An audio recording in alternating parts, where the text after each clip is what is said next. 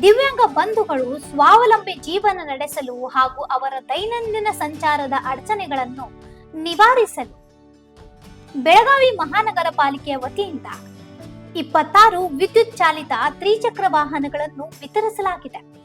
ದಿವ್ಯಾಂಗರಿಗಾಗಿ ಮೀಸಲಿಡಲಾದ ನಿಧಿಯಿಂದ ಒಟ್ಟು 38,69,000 ರೂಪಾಯಿ ವೆಚ್ಚದಲ್ಲಿ ಈ ಯೋಜನೆ ಜಾರಿಗೆ ತರಲಾಗಿದೆ.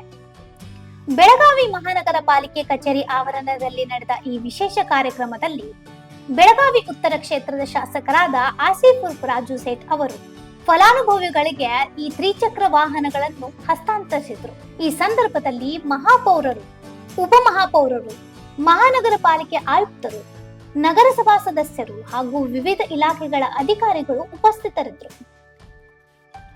ಈ ಸಂದರ್ಭದಲ್ಲಿ ಮಾತನಾಡಿದ ಶಾಸಕ ಆಸಿಫ್ ರಾಜು ಸೇಠ್ ಅವರು, ದಿವ್ಯಾಂಗ ನಾಗರಿಕರು ಸಣ್ಣ ಪುಟ್ಟ ಕೆಲಸಗಳಿಗೂ ಇತರರ ಮೇಲೆ ಅವಲಂಬಿತರಾಗಬಾರದು ಎಂದು ಮಾಡುವುದು ಈ ಯೋಜನೆಯ ಮುಖ್ಯ ಉದ್ದೇಶವಾಗಿದೆ. ಸರ್ಕಾರ ಮತ್ತು ಮಹಾನಗರ ಪಾಲಿಕೆ ದಿವ್ಯಾಂಗರ ಸಬಲೀಕರಣಕ್ಕಾಗಿ ಬದ್ಧರಾಗಿದ್ದು, ಅವರನ್ನು ಸ್ವಾವಲಂಬಿಗಳನ್ನಾಗಿ ಮಾಡಲು ವಿವಿಧ ಕಲ್ಯಾಣ ಯೋಜನೆಗಳನ್ನು ಜಾರಿಗೆ ತರುವುದಾಗಿ ಅವರು ತಿಳಿಸಿದರು. 0.69 lakhದಿಂದ 26 motorized 3-wheelers ನಾವು ಫಿಸಿಕಲಿ ಚಾಲೆಂಜ್ಡ್ ನಮ್ಮ ತಮ್ಮವ್ರಿಗೆ ತಂಗಿಯವ್ರಿಗೆ ಕೊಡ್ತಾ ಇದ್ದೇವೆ. ಇದರಿಂದ ಇವ್ರಿಗೆ ಮೊಬಿಲಿಟಿ ಆಗ್ಬೋದು, ಎಲ್ಲೇ ಹೋಗಲಿಕ್ಕೆ ಯಾರ ಮೇಲೆ ಡಿಪೆಂಡೆನ್ಸ್ ಆಗೋದಿಲ್ಲ. ಅದು ಭಾವನೆ ತಗೊಂಡು ಮಹಾನಗರ ಪಾಲಿಕೆಯಿಂದ ಪೂಜೆ ಮಹಾಪೌರ ಮೇಡಮ್, ಉಪಮಹಾಪೌರ ಮೇಡಮ್, ಆಯುಕ್ತರು, ಎಲ್ಲ ಕಾರ್ಪೊರೇಟ್ಸ್ ಕೂಡ ಮಹಾನಗರ ಪಾಲಿಕೆಯಿಂದ ಕೊಡ್ತಾ ಇದ್ದೀವಿ. ಮತ್ತು ಮುಂದಿನ ದಿವಸ ಮತ್ತು ಅವು ಅಪ್ಲಿಕೇಶನ್ ಕೊಡಿ, ಯಾರು ಫಿಸಿಕಲಿ ಚಾಲೆಂಜ್ ಅದಾವ್ರು ಯಾರಿಗೆ ಬೇಕಾದಂದ್ರೆ ಸರ್ಕಾರ ಮತ್ತು ಮಹಾನಗರ ಪಾಲಿಕೆ ತಮ್ಮ ಜೊತೆ ಯಾವಾಗ ಇದೆ. ಮತ್ತು ಬರೀ ಮೋಟರೈಸ್ಡ್ 3-wheelers ಇಲ್ಲ, ಬಾಕಿ ತಮಗೆ ಏನು ಬೇಕಾಗಿದೆ ಅಂದರೆ ಸರ್ಕಾರದಿಂದ ನಾವು ಮಾಡಲಿಕ್ಕೆ ಪ್ರಯತ್ನ ಮಾಡ್ತೀವಿ.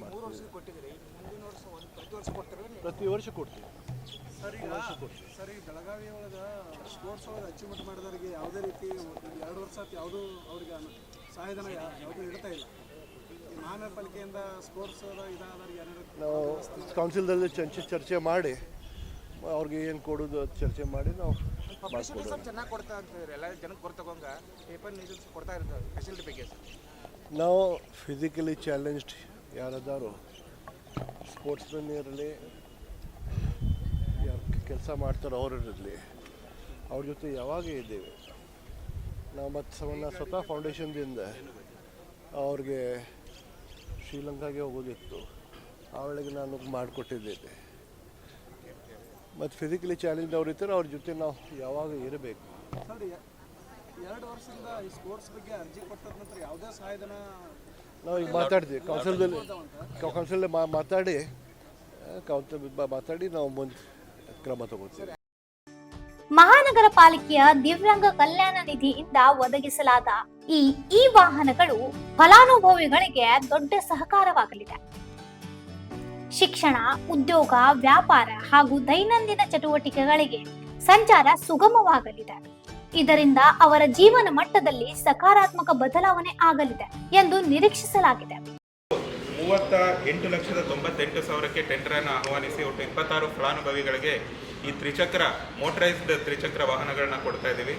ಎಲ್ಲ ಈ ಒಂದು ಉದ್ದೇಶ ಏನು ಅಂತ ತಮಗೆಲ್ಲ ಹೇಳಬೇಕು ಅಂದರೆ, ಏನು ನಮ್ಮ ದಿವ್ಯಾಂಗ ಅಂತ ನಾವು ಹೇಳ್ತೀವಿ, ಯಾಕೆಂದರೆ ಅವರು ಫಿಸಿಕಲಿ ಡಿಫ್ರೆಂಟ್ಲಿ ಏಬಲ್ಡ್ ಆಗಿರ್ತಾರೆ.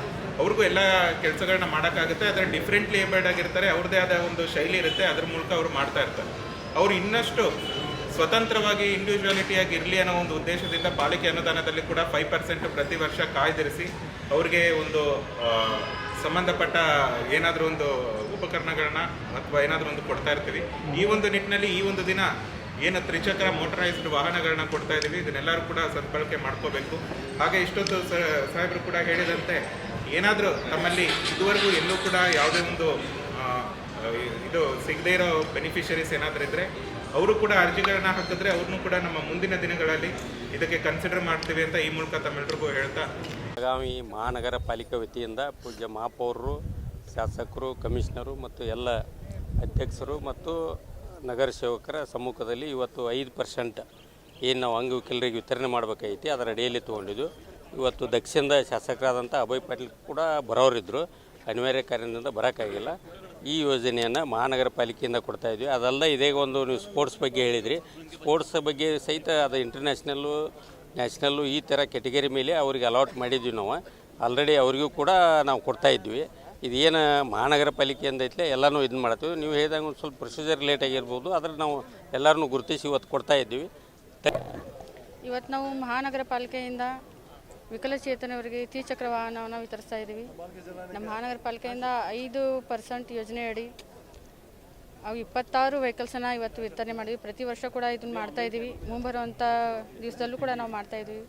ವಿಕಲಚೇತನರು ತಮ್ಮ ಕಾಲ ಮೇಲೆ ತಾವು ನಿಂತ್ಕೋಬೇಕು ಅನ್ನೋ ಭಾವನೆಯಿಂದ ಈ ವ್ಯವಸ್ಥೆಯನ್ನು ಮಾಡ್ತಾಯಿದ್ದೀವಿ. ಪ್ರತಿ ವರ್ಷ ಕೂಡ ಮಾಡ್ತಾ ಬಂದಿದ್ದೀವಿ, ಈ ವರ್ಷ ಕೂಡ ಮಾಡಿದ್ದೀವಿ. ಇದನ್ನು ಸದುಪಯೋಗ ಮಾಡ್ಕೋಬೇಕಂತ ಹೇಳ್ತಾ ಇದ್ದೀನಿ. ಹಾಗೆ ತೊಗೊಂಡಿದ್ದವರು, ಹಾಗೆ ಬಡವ್ರ ಜನರಿಗೂ ನಮ್ಮ ಮಹಾನಗರ ಪಾಲಿಕೆಯಿಂದ ಏನು ಬಡವರಿಗೆ ಏನು ಸಹಾಯ ಆಗಬೇಕು ಅದನ್ನು ನಾವು ಮಾಡ್ತೀವಿ ಅಂತ ಈ ಸಂದರ್ಭದಲ್ಲಿ ಹೇಳ್ಕೊಳ್ತೀವಿ. ಫಲಾನುಭವಿಗಳು ಈ ಯೋಜನೆಗೆ ಸಂತೋಷ ವ್ಯಕ್ತಪಡಿಸಿ ಮಹಾನಗರ ಪಾಲಿಕೆ ಆಡಳಿತ ಹಾಗೂ ಜನಪ್ರತಿನಿಧಿಗಳಿಗೆ ಕೃತಜ್ಞತೆ ಸಲ್ಲಿಸಿದ್ರು.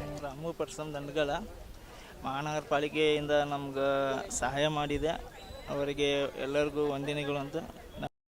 ಒಟ್ಟಾರೆ ದಿವ್ಯಾಂಗರ ಸರ್ವಾಂಗೀಣ ಅಭಿವೃದ್ಧಿ ಹಾಗೂ ಅವರನ್ನು ಸಮಾಜದ ಮುಖ್ಯ ವಾಹಿನಿಗೆ ತರಲು ಮಹಾನಗರ ಪಾಲಿಕೆ ಕೈಗೊಂಡ ಈ ಕ್ರಮವು ಸಾಮಾಜಿಕ ಬದ್ಧತೆಯ ಉತ್ತಮ ಉದಾಹರಣೆಯಾಗಿದೆ. ಇಂಥ ಇನ್ನೂ ಅಪ್ಡೇಟ್ಗಳಿಗಾಗಿ ಫಾಲೋ ಮಾಡಿ ವಾಯ್ಸ್ ಆಫ್ ಅನುಗ್ರಹಂಗೆ.